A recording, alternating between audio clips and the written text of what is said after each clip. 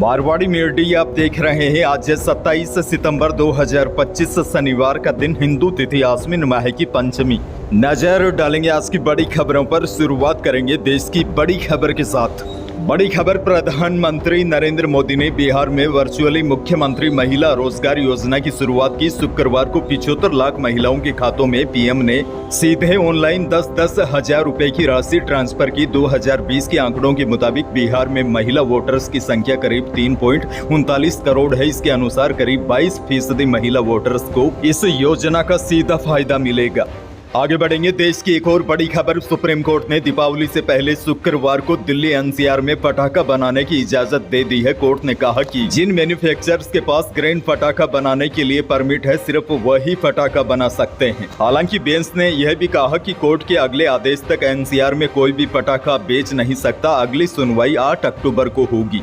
बहरहाल आगे बढ़ेंगे। राजस्थान से बड़ी खबर, मुख्यमंत्री भजनलाल शर्मा ने हैदराबाद में प्रवासी राजस्थानी समुदाय के साथ संवाद किया। प्रवासी राजस्थानी सम्मेलन में शिरकत करते हुए उन्होंने कहा कि राजस्थान में विकास, उन्नति, तरक्की में प्रवासी राजस्थानियों का बड़ा योगदान है। उन्होंने कहा कि राज्य सरकार प्रवासी राजस्थानी समुदाय के हितों को ध्यान में रखते हुए जल्द ही एक विशेष विभाग और प्रवासी राजस्थानी नीति 2025 ला रही है। आगे बढ़ेंगे। एक और बड़ी खबर, सीएम भजनलाल शर्मा ने शुक्रवार को किसानों को बिजली पानी देने का वादा दोहराया। शेखावाटी के किसानों को यमुना का पानी मिलेगा। सीएम बोले, इसके लिए डीपीआर तैयार हो रही है। आगामी 10 दिसंबर को जयपुर में पहला प्रवासी राजस्थानी दिवस मनाया जाएगा। मुख्यमंत्री बोले, हमारी सरकार ने आते ही पहला काम पानी को लेकर किया। मुख्यमंत्री ने कहा, आने वाले समय में राजस्थान में पानी की कोई समस्या नहीं रहेगी। इस तरह हम बिजली पर भी ध्यान दे रहे हैं। हमने किसानों को 2026 में दिन में बिजली देने का वादा किया है। जैसलमेर से बड़ी खबर, ओरण गोचर बचाने को लेकर गढ़ीसर से कलेक्ट्रेट तक विशाल जन आक्रोश रैली निकाली गई। रैली कलेक्ट्रेट पर धरना स्थल पर पहुंचने के बाद जनसभा के रूप में तब्दील हो गई। यहां मंच पर गुरु गोरखनाथ समेत कई साधु संत विराजमान थे। वहीं शिव विधायक रविंदर सिंह भाटी भी जनता के बीच जमीन पर बैठे थे। साधु संतों के नेतृत्व में शांतिपूर्ण मौन जुलूस निकाला गया। रैली में शामिल लोग मुख्य बाजार से होते हुए कलेक्ट्रेट तक पहुंचे। इस दौरान हजारों की संख्या में ग्रामीण और शहरवासी शामिल हुए।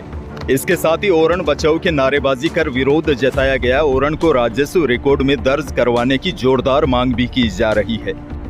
एक और बड़ी खबर, जस्टिस संजीव प्रकाश शर्मा को विधि मंत्रालय ने आदेश जारी कर उन्हें राजस्थान हाईकोर्ट का कार्यवाहक मुख्य न्यायाधीश नियुक्त किया है। यह आदेश 27 सितंबर से प्रभावी होगा। दरअसल मुख्य न्यायाधीश KR श्रीराम के सेवानिवृत्त होने के बाद जस्टिस शर्मा यह दायित्व संभालेंगे।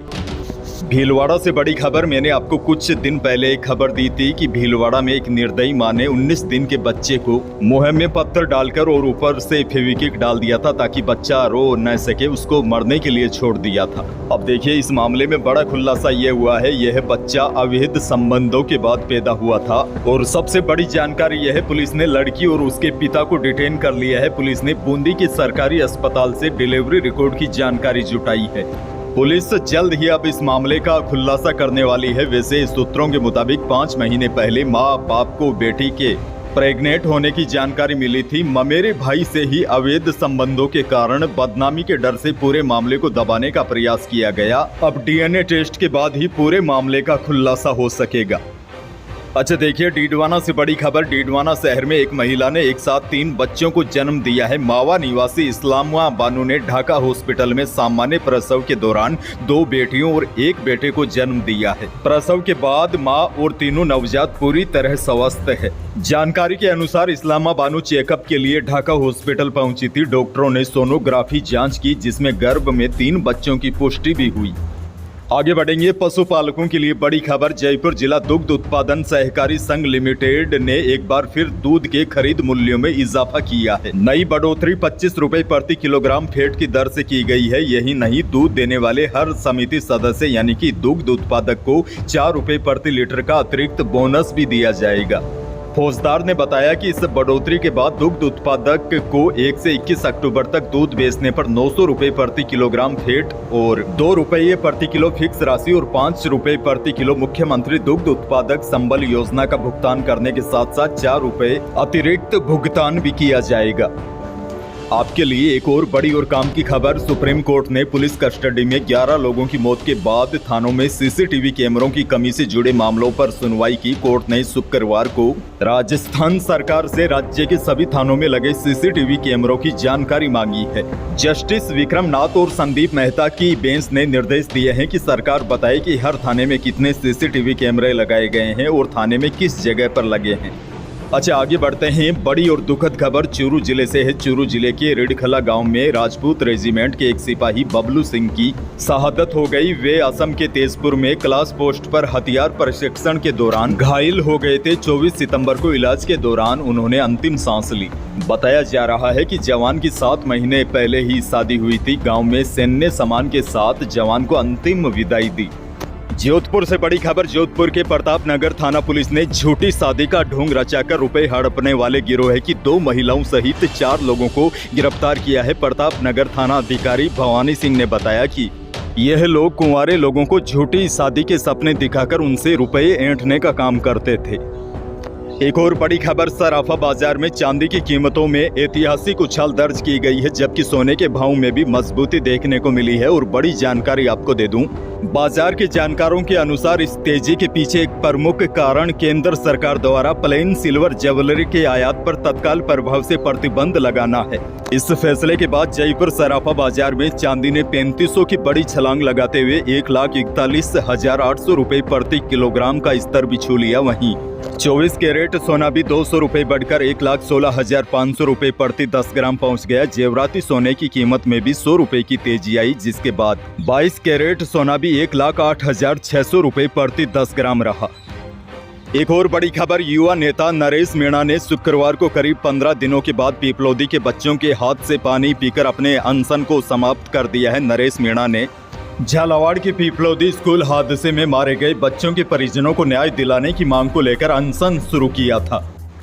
अच्छा, बड़ी खबर ये भी देखिए। डिप्टी सीएम व ट्रांसपोर्ट मिनिस्टर प्रेमचंद बेरवा को टोंक में रोडवेज बस के कंडक्टर ने नहीं पहचाना। प्रेमचंद बेरवा ने टिकट काट रहे कंडक्टर से पूछा कि बस में कितनी सवारियां हैं। इस पर कंडक्टर उन्हें हैरानी से देखने लगा। डिप्टी सीएम प्रेमचंद बेरवा अचानक टोंक बस स्टैंड पर पहुंचे। बस स्टैंड पर देखकर लोग हैरत में पड़ गए। बस स्टैंड पर गंदगी देख प्रेमचंद बेरवा एक बार के लिए भड़क गए। उन्होंने प्रबंधक को बुलाया और फटकार लगाई। उन्होंने खुद झाड़ू उठाई और सफाई शुरू कर दी। आगे बढ़ेंगे। बड़ी खबर। श्रीगंगानगर और हनुमानगढ़ जिलों में इस बार मूंग की पैदावार बम्पर हुई है, लेकिन एमएसपी पर खरीद शुरू नहीं हो पाने से किसानों को प्रतिदिन लाखों रुपए का आर्थिक नुकसान उठाना पड़ रहा है। जिले की 14 धान मंडियां हैं, जिनमें 1 सितंबर से मूंग की आवक शुरू हो चुकी है और नई धान मंडियों में मूंग का औसत भाव 6,670 रुपए प्रति क्विंटल रह रहा है, जबकि एमएसपी 8,768 रुपए प्रति क्विंटल है। ऐसे में किसानों को प्रति क्विंटल पर 2,098 रुपए का घाटा हो रहा है।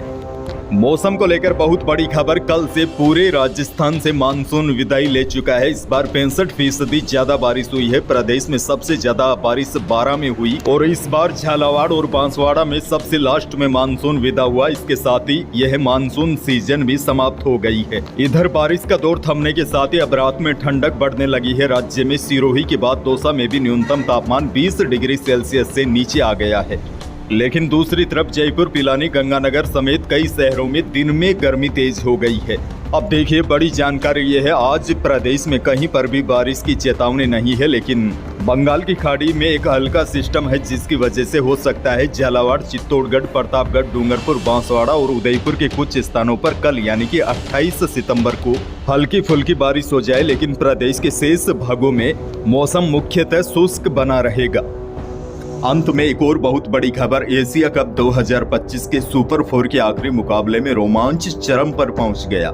भारत और श्रीलंका के बीच यह मैच सुपर ओवर तक खिंच गया। हालांकि बड़ी बात यह रही, भारत ने एशिया कप 2025 में अपना अजेय अभियान जारी रखा। टीम ने आखिरी सुपर मैच में श्रीलंका की टीम को सुपर ओवर में हरा दिया, क्योंकि सुपर ओवर में भारत को केवल 3 रनों का टारगेट मिला, जिसे भारतीय कप्तान सूर्य कुमार यादव ने पहली गेंद पर ही हासिल कर लिया। शुक्रवार रात को भारतीय टीम ने 20 ओवर में 5 विकेट पर 202 रन बनाए। जवाब में श्रीलंकाई टीम ने भी 20 ओवर में 5 विकेट पर 202 रन बना लिए थे, जिसके बाद यह मैच टाई हो गया था। इसीलिए सुपर ओवर करवाना पड़ा। तो यही थी प्रदेश देश की आज की कुछ बड़ी और महत्वपूर्ण खबरें। वीडियो को लाइक करना बिल्कुल न भूलिए और चैनल पर नए हैं तो सब्सक्राइब जरूर कीजिए ताकि आप अपडेट रहे बड़ी और काम की खबरों से। धन्यवाद।